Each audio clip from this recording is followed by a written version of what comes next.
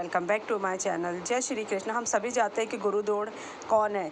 चलिए जानते हैं गुरुद्रोण और अभिमन्यु के वध के बाद अर्जुन और गुरुद्रोण में क्या प्रतिद्वंद युद्ध हुआ। दिन के आरंभ में भाग में अर्जुन और द्रोण के बीच द्वंद्व युद्ध होता और अर्जुन अपने गुरु को पार करने में असमर्थ रहता। श्री कृष्ण के प्रोत्साहन से अर्जुन द्रोण को चकमा देकर आगे बढ़ जाता है। जब दुर्योधन द्रोण पर क्रोधित होता है तो द्रोण उत्तर देता है कि अर्जुन की अनुपस्थिति में वह युधिष्ठिर को बंदी बनाने का प्रयास करता है। युधिष्ठिर द्वारा रोके जाने पर द्रोण अपने मित्र के पुत्र को गंभीर रूप से घायल कर देता है, उसे निहत्था कर देता है और उसे पीछे हटाने के लिए विवश कर देता है। जब धृष्टद्युम्न का पीछा करने का प्रयास करता है तो सात्विकी उसे रोक देता है तो अपने गुरु का अपमान करता है और उसे चुनौती देता है। उनके युद्ध को भयंकर बताया गया और कई घंटों तक चलता रहा। द्रोण को रोकने में सक्षम होने के बावजूद सात्विकी अंततः घायल हो जाता है और वह वहां से चला जाता है। बाद में उसी दिन युधिष्ठिर ने सात्विकी को अर्जुन की सहायता के लिए भेजा। सात्विकी जब द्रोण से मिला तो उन्हें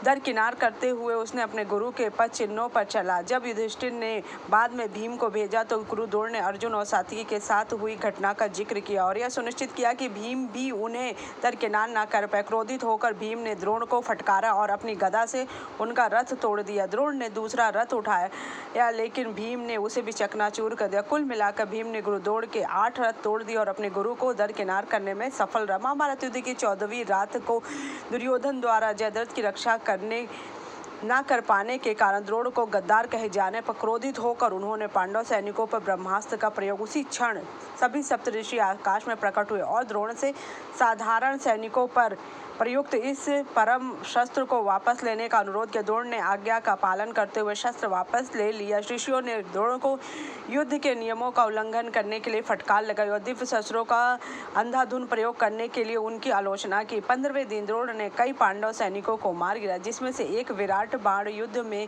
और दूसरा द्रुपद तलवारबाजी में मारा गया। अपनी मित्रता में आई दरार पर शोक व्यक्त करते हुए द्रोण ने द्रुपद के शव को श्रद्धांजलि अर्पित की। उस दिन द्रोण और उनके पुत्र अश्वत्थामा ने पूरी रात पांडव सेना पर कहर बरसाया, यह जानते हुए कि उस दिन अर्जुन द्वारा अपने गुरु को मारने से इनकार करने के कारण सशस्त्र द्रोण को हराना असंभव था। क्योंकि अर्जुन गुरु द्रोण का प्रिय शिष्य है, क्योंकि उन्हें हर बचपन की बात याद आ गई कि गुरु द्रोण ने उन्हें किस प्रकार शिक्षा दी थी, किस प्रकार उन्हें विश्व का सर्वश्रेष्ठ धनुर्धर बनाने के लिए एकलव्य का अंगूठा मांगा था, किस प्रकार उन्होंने अपने पुत्र से ज़्यादा उन्हें प्यार किया और उन्हें वह सब सिखाया जो उन्होंने अपने पुत्र को भी नहीं सिखाया। वह गुरु द्रोण का सम्मान करते, इसलिए वह उनकी हत्या नहीं करते। गुरु द्रोण के उन बातों को याद करते हुए उनको अंतिम क्षण में गुरु द्रोण को मारने से इनकार कर देते और गुरु द्रोण को प्रणाम करते। श्री कृष्ण ने किसी युक्ति से द्रोण को निहत्था करने की योजना सुझाई। भीम अश्वत्थामा नामक हाथी को मारकर द्रोण से दावा करेगा कि उनके पुत्र को मार डाला गया। भीम के दावे पर अविश्वास करते हुए गुरु द्रोण युधिष्ठिर के पास जाएंगे, क्योंकि वह युधिष्ठिर की धर्म के प्रति निष्ठा और